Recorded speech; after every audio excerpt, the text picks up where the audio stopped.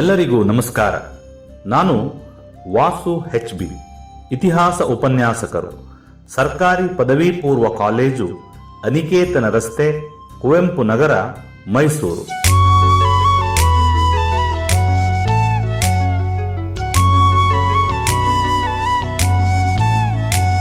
ಕಳೆದ ವಾರ ಭಾರತದ ಪ್ರಥಮ ಸ್ವಾತಂತ್ರ್ಯ ಸಂಗ್ರಾಮಕ್ಕೂ ಮುನ್ನ ಭಾರತದ ಸ್ಥಿತಿಯ ಬಗ್ಗೆ ತಿಳಿದುಕೊಂಡಿದ್ದೇವೆ.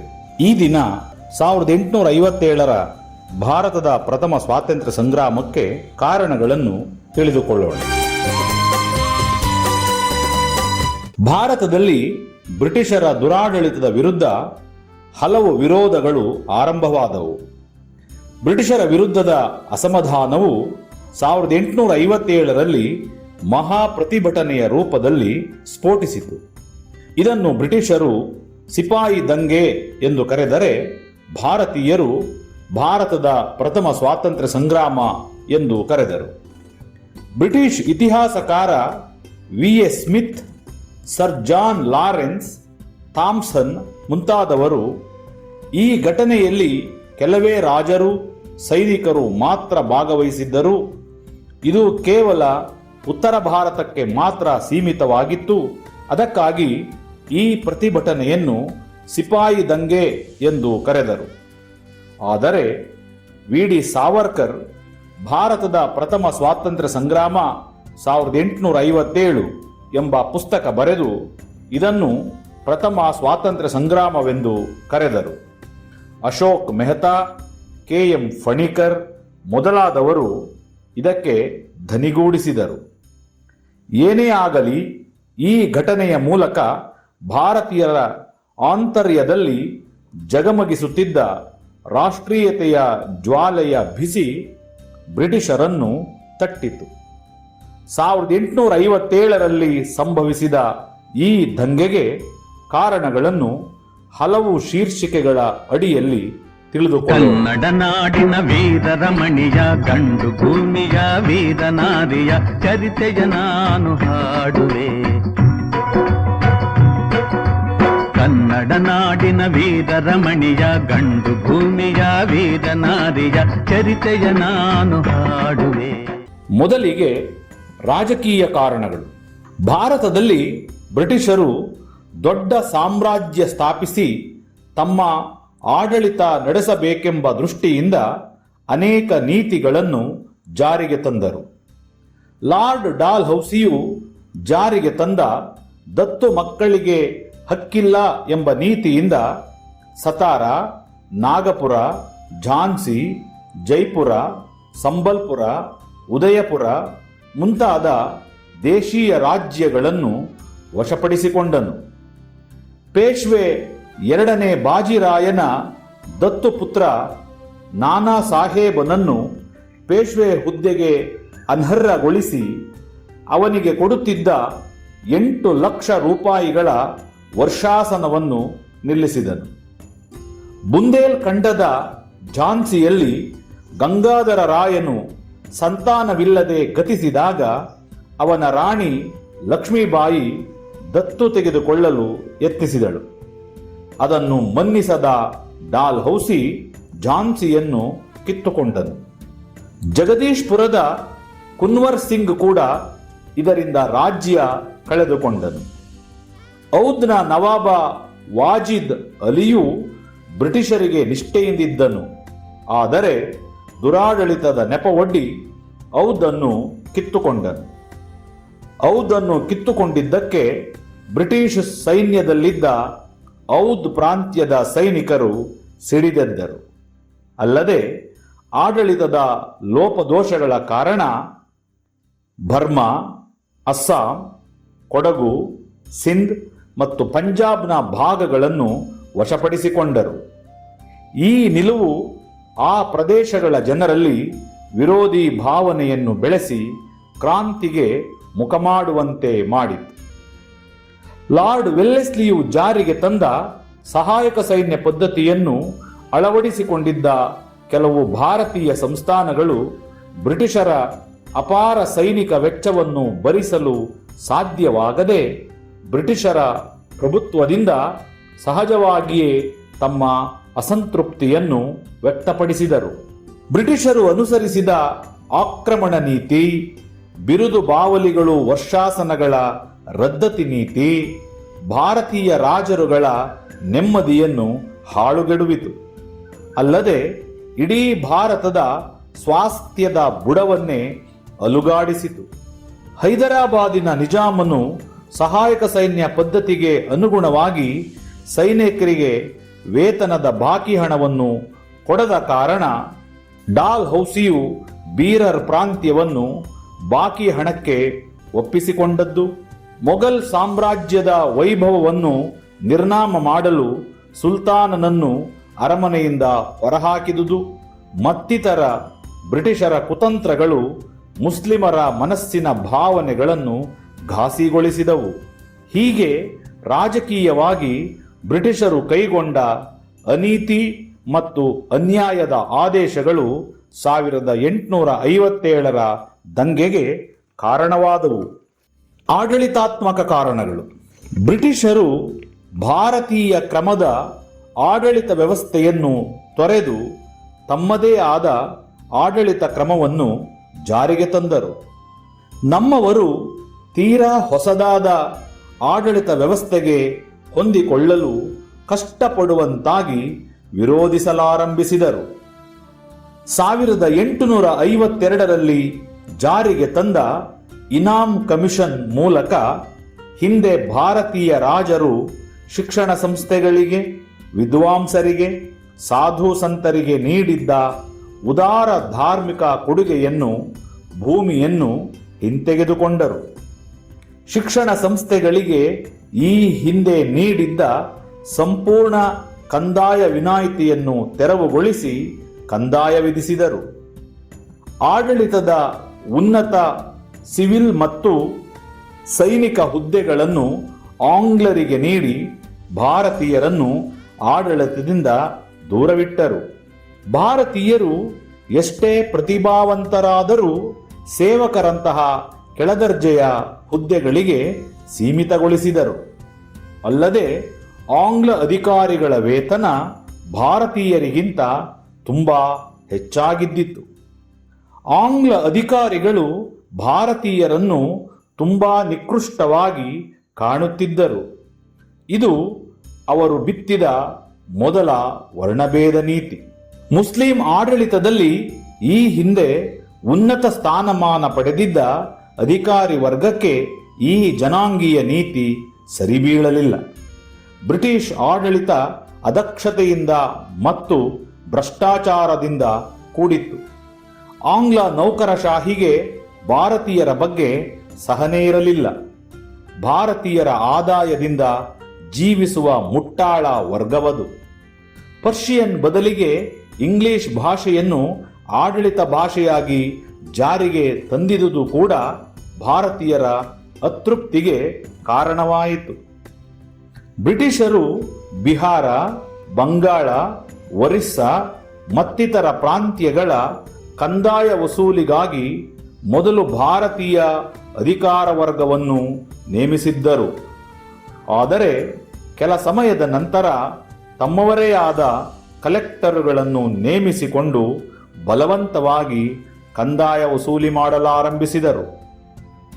ಬ್ರಿಟಿಷರು ಜಾರಿಗೆ ತಂದ ಭೂ ಸುಧಾರಣಾ ಕಾನೂನಿನ ಪ್ರಕಾರ ಹೆಚ್ಚು ಹಣವನ್ನು ಬ್ರಿಟಿಷ್ ಕಂಪನಿಗೆ ಸಲ್ಲಿಸುವ ಜಮೀನ್ದಾರರಿಗೆ ಜಮೀನ್ದಾರಿಕೆಯ ಸಂಪೂರ್ಣ ಹಕ್ಕು ಬಾಧ್ಯತೆಯನ್ನು ವಹಿಸಿಕೊಡಲಾಯಿತು.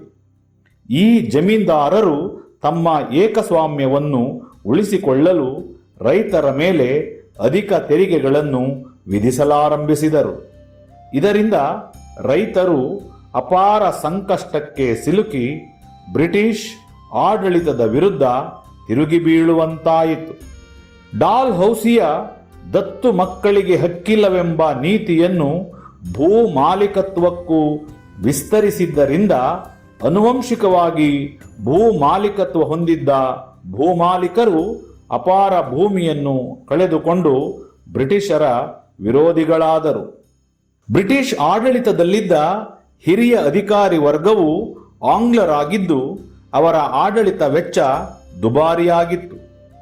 ಈ ಅಧಿಕಾರಿ ವರ್ಗವು ಭಾರತೀಯರೊಂದಿಗೆ ಯಾಂತ್ರಿಕವಾಗಿ ಆಡಳಿತ ನಿರ್ವಹಿಸುತ್ತಿದ್ದರೆ ವಿನಃ ಮಾನವೀಯ ದೃಷ್ಟಿಯಿಂದಲ್ಲ. ಬ್ರಿಟಿಷರು ಜಾರಿಗೆ ತಂದ ಜ್ಯೂರಿ ನ್ಯಾಯಾಂಗ ವ್ಯವಸ್ಥೆಯು ಭಾರತೀಯರಿಗೆ ಅಪರಿಚಿತವಾಗಿದ್ದು ಅವರಿಗೆ ಅರ್ಥ ಮಾಡಿಕೊಳ್ಳಲು ಕಷ್ಟವಾಯಿತು. ಈ ವ್ಯವಸ್ಥೆಯು ನಿಧಾನವೂ ಮತ್ತು ಅಧಿಕ ವೆಚ್ಚದಾಯಕವೂ ಆಗಿತ್ತು. ಈ ಎಲ್ಲ ಅಂಶಗಳು ಭಾರತೀಯರ ಮನಸ್ಸನ್ನು ಕದಡಿ ಕ್ರಾಂತಿಯತ್ತ ಮುಖ ಮಾಡುವಂತೆ ಮಾಡಿತು. ಉತ್ತರದಲ್ಲಿ ಹಿಮಾಲಯ ನಮಗೆ ಕಾವಲು, ಉಳಿದ ಕಡೆಗಳಲ್ಲಿ ನಮಗೆ ಕಡಲು ಕಾವಲು. ಉತ್ತರದಲ್ಲಿ ಹಿಮಾಲಯ ನಮಗೆ ಕಾವಲು, ಉಳಿದ ಕಡೆಗಳಲ್ಲಿ ನಮಗೆ ಕಡಲು ಕಾವಲು. ವೈರಿ ಪಡೆಗಳ ಹಿಂದೆ ಮೆಟ್ಟುವ, ವೈರಿ ಪಡೆಗಳ ಹಿಂದೆ ಮೆಟ್ಟುವ, ವಿಜಯ ಪಥದಿ ಅಡಿಗಳಿಟ್ಟು ಕಲಿಗಳಾಗುವ, ಕಲಿಗಳಾಗುವ, ವಿಜಯ ಪಥದಿ ಅಡಿಗಳಿಟ್ಟು ಕಲಿಗಳಾಗುವ, ಕಲಿಗಳಾಗುವ. ಆರ್ಥಿಕ ಕಾರಣಗಳು. ಪರಕೀಯರ ಪ್ರಭುತ್ವದ ಬಗ್ಗೆ ಭಾರತೀಯರಿಗಿದ್ದ ಅತೃಪ್ತಿಗೆ ಬಹುಮುಖ್ಯ ಕಾರಣ ಬ್ರಿಟಿಷರ ಆರ್ಥಿಕ ಶೋಷಣೆ. ಬ್ರಿಟಿಷರು ಭಾರತದಲ್ಲಿ ಜಾರಿಗೆ ತಂದ ಆರ್ಥಿಕ ನೀತಿ ಭಾರತೀಯರನ್ನು ಶೋಷಣೆಗೀಡು ಮಾಡಿತು. ಇಂಗ್ಲೆಂಡಿನಲ್ಲಿ ಕೈಗಾರಿಕಾ ಕ್ರಾಂತಿ ಸಂಭವಿಸಿದ್ದರಿಂದ ಕೈಗಾರಿಕೆಗಳಿಗೆ ಕಚ್ಚಾ ವಸ್ತುಗಳ ಬೇಡಿಕೆ ಹೆಚ್ಚಾಯಿತು. ಈ ಬೇಡಿಕೆಗಳನ್ನು ಈಡೇರಿಸಲು ಹೊರಟ ಭಾರತದ ಅರ್ಥವ್ಯವಸ್ಥೆ ಬಲಿಯಾಯಿತು. ಭಾರತದಲ್ಲಿ ದೊರೆಯುತ್ತಿದ್ದ ಕಚ್ಚಾ ವಸ್ತುಗಳನ್ನು ಅಗ್ಗದ ಬೆಲೆಗೆ ಕೊಂಡುಕೊಂಡು ಇಂಗ್ಲೆಂಡಿನಲ್ಲಿ ಸಿದ್ಧ ವಸ್ತುಗಳಾಗಿ ತಯಾರಿಸಿ ಅವುಗಳನ್ನು ಭಾರತಕ್ಕೆ ತಂದು ದುಬಾರಿ ಬೆಲೆಗೆ ಮಾರಾಟ ಮಾಡಲಾಗುತ್ತಿತ್ತು. ಕ್ರಮೇಣ ಭಾರತ ಇಂಗ್ಲೆಂಡಿಗೆ ಕಚ್ಚಾ ವಸ್ತುಗಳನ್ನು ಪೂರೈಕೆ ಮಾಡುವ ಮೂಲವಾಗಿಯೂ ಸಿದ್ಧ ವಸ್ತುಗಳ ಮಾರುಕಟ್ಟೆಯಾಗಿಯೂ ಪರಿವರ್ತನೆಯಾಯಿತು. ಅಂದರೆ ಬ್ರಿಟಿಷ್ ಬಂಡವಾಳವು ಭಾರತಕ್ಕೆ ನದಿಯಂತೆ ಹರಿದು ಬಂದು ಪ್ರವಾಹದಂತೆ ಬಡ್ಡಿ ಮತ್ತು ಲಾಭಗಳೆರಡನ್ನೂ ತನ್ನೊಂದಿಗೆ ಕೊಚ್ಚಿಕೊಂಡು ಹೋಯಿತು.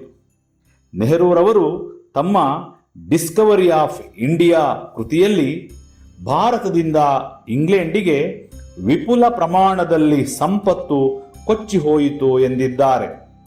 ಬ್ರಿಟಿಷರು ಜಾರಿಗೆ ತಂದ ಭೂ ಕಂದಾಯ ಪದ್ಧತಿಗಳಿಂದ ನಿರ್ದಿಷ್ಟ ಕಂದಾಯವನ್ನು ಸಲ್ಲಿಸದಿದ್ದ ಜಮೀನ್ದಾರರ 20,000 ಎಸ್ಟೇಟ್ಗಳನ್ನು ಕಿತ್ತುಕೊಂಡರು. ವಸಾಹತುಗಳಿರುವುದೇ ತಾಯ್ನಾಡಿನ ಹಿತಕ್ಕಾಗಿ ಎಂಬ ತತ್ವ ಪ್ರತಿಪಾದಕರಾದ ಬ್ರಿಟಿಷರ ಸ್ವಾರ್ಥ ನೀತಿಗಳಿಂದ ಬೇಸತ್ತ ಭಾರತೀಯರು ಕ್ರಾಂತಿಯ ಕಡೆ ಮುಖ ಮಾಡಿದರು. ಬ್ರಿಟಿಷರು ಬಂಗಾಳದಲ್ಲಿ ಸೂರೆಗೊಂಡ ಬೃಹತ್ ಪ್ರಮಾಣದ ಸಂಪತ್ತು ಅಲ್ಲಿನ ಸ್ವದೇಶಿ ಕೈಗಾರಿಕೆಗಳ ನಾಶಕ್ಕೆ ಕಾರಣವಾಯಿತು. ಇಂಗ್ಲೆಂಡಿನ ಉನ್ನತ ತಂತ್ರಜ್ಞಾನ ಮತ್ತು ಗುಣಮಟ್ಟದಿಂದ ತಯಾರಿಸಿದ ಅಗ್ಗದ ವಸ್ತುಗಳ ಮುಂದೆ ಭಾರತದ ಸಾಂಪ್ರದಾಯಿಕ ವಸ್ತುಗಳು ಸ್ಪರ್ಧಿಸದೇ ಹೋದವು. ಹಾಗಾಗಿ ಗುಡಿ ಕೈಗಾರಿಕೆಗಳು ಮತ್ತು ಕರಕುಶಲ ಕೈಗಾರಿಕೆಗಳು ಅವನತಿ ಹೊಂದಿದವು. ಕೈಗಾರಿಕೆಗಳ ಅವನತಿ ಭಾರೀ ನಿರುದ್ಯೋಗ ಸಮಸ್ಯೆಯನ್ನು ಸೃಷ್ಟಿಸಿತು. ಕಚ್ಚಾ ವಸ್ತು, ವೇತನ, ಚಿನ್ನ, ಬಡ್ಡಿ ಮತ್ತು ಲಾಭಾಂಶಗಳ ಮೂಲಕ ಭಾರತದ ಸಂಪತ್ತು ಇಂಗ್ಲೆಂಡಿಗೆ ನಿರಂತರವಾಗಿ ಹರಿದು ಹೋಯಿತು. ಡಾಕ್ಟರ್ ಈಶ್ವರಿ ಪ್ರಸಾದ್ ಹೇಳುವಂತೆ ಕ್ರಮೇಣ ತನ್ನ ಮಕ್ಕಳೇ ಉಪವಾಸಕ್ಕೆ ತುತ್ತಾದರೂ ಭಾರತ ಇಂಗ್ಲೆಂಡನ್ನು ಪೋಷಿಸುವ ಹಾಲಿನ ಹಸುವಾಯಿತು. ಬ್ರಿಟಿಷ್ ಆಳ್ವಿಕೆಯಿಂದ ನಿರುದ್ಯೋಗ, ಬಡತನ ಹೆಚ್ಚಾಯಿತು. ದೇಶೀಯ ಕೈಗಾರಿಕೆಗಳು ಅವನತಿ ಹೊಂದಿದವು. ಭಾರತೀಯ ಅಧಿಕಾರಿಗಳು, ಪಂಡಿತರು, ಕಲಾವಿದರು ತಮ್ಮ ಜೀವನಾಧಾರ ಕಳೆದುಕೊಂಡರು. ಭಾರತೀಯ ಸೈನ್ಯವನ್ನು ವಿಸರ್ಜಿಸಿದ್ದರಿಂದ ಸೈನಿಕರು ಕೂಡ ನಿರುದ್ಯೋಗಿಗಳಾದರು. ಔದ್ ಒಂದರಲ್ಲಿಯೇ 60,000 ಸೈನಿಕರು ಉದ್ಯೋಗ ಕಳೆದುಕೊಂಡರು. ಈ ಎಲ್ಲ ಅಂಶಗಳು ಭಾರತೀಯರ ಸಹನೆ ಕೆಡುವಂತೆ ಮಾಡಿ ಬ್ರಿಟಿಷರ ವಿರುದ್ಧದ ಸಹಸ್ರ ಬಂಡಾಯಕ್ಕೆ ಅಣಿಯಾಗುವಂತೆ ಮಾಡಿತು. ಧಮನಿ ಧಮನಿಯಲ್ಲಿ ದೇಶ ಪ್ರೇಮ ಮಿಡಿಯಲಿ, ಭಾರತೀಯರೆಂಬ ಹೆಮ್ಮೆ ನಮ್ಮದಾಗಲಿ.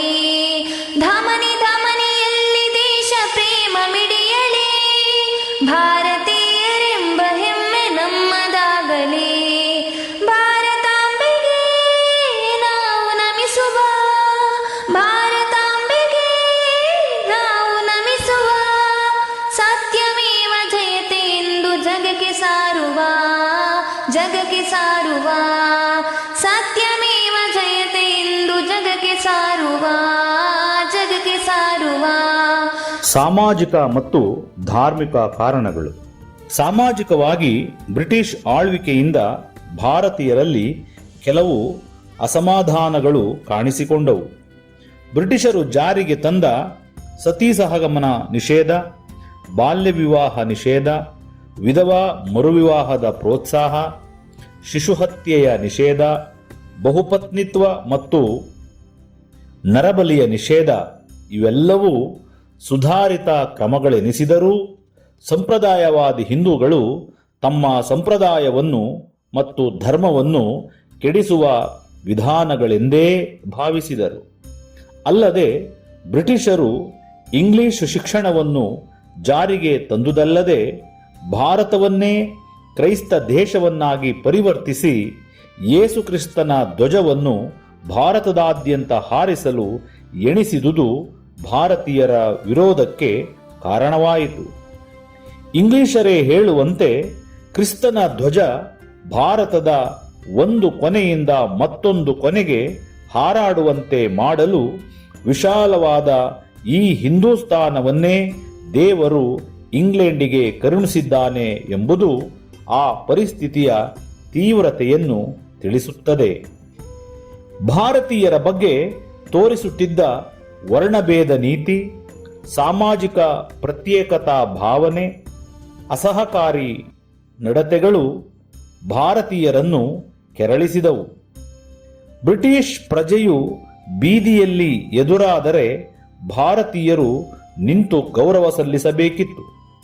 ಒಂದು ವೇಳೆ ಭಾರತೀಯನೊಬ್ಬ ಕುದುರೆಯ ಮೇಲೆ ಅಥವಾ ಎತ್ತಿನ ಗಾಡಿಯಲ್ಲಿದ್ದರೂ ಕೆಳಗಿಳಿದು ಬ್ರಿಟಿಷ್ ವ್ಯಕ್ತಿಯು ಮರೆಯಾಗಿ ಹೋಗುವ ತನಕ ಗೌರವ ಸೂಚಕ ಭಂಗಿಯಲ್ಲಿ ನಿಲ್ಲುವಂತಹ ವರ್ತನೆಗಳು ಭಾರತೀಯರಲ್ಲಿ ಕೀಳರಿಮೆ ಭಾವ ಉಂಟುಮಾಡಿದವು.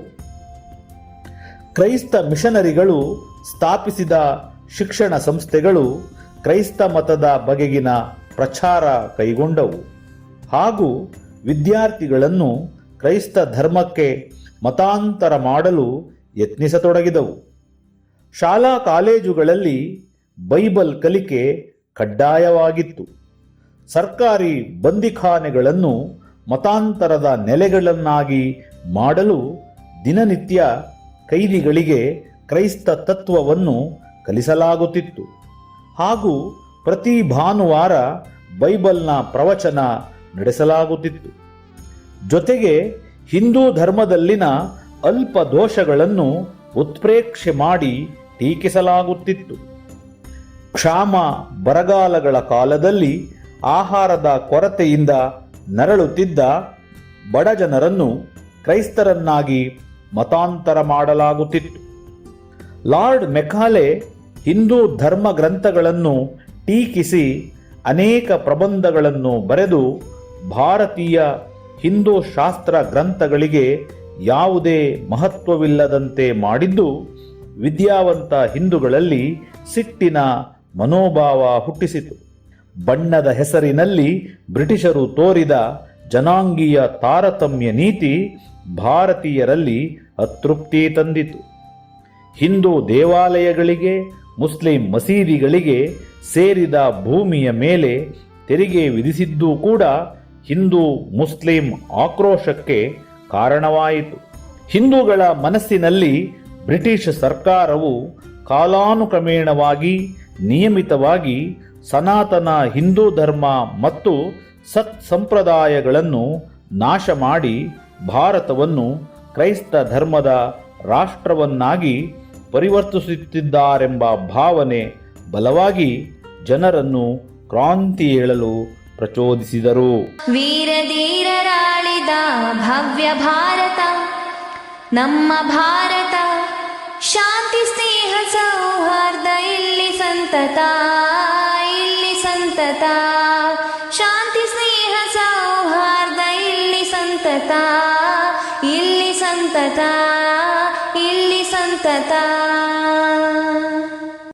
ಈವರೆಗೆ 1857ರ ಭಾರತದ ಪ್ರಥಮ ಸ್ವಾತಂತ್ರ್ಯ ಸಂಗ್ರಾಮಕ್ಕೆ 4 ಕಾರಣಗಳನ್ನು ಪ್ರಸ್ತುತಪಡಿಸಲಾಗಿದೆ. ಮುಂದಿನ ಸರಣಿಯಲ್ಲಿ ಉಳಿದೆರಡು ಕಾರಣಗಳು ಮತ್ತು ಕ್ರಾಂತಿಯ ಗತಿಯ ಬಗ್ಗೆ ತಿಳಿದುಕೊಳ್ಳೋಣ. ನಮಸ್ಕಾರ.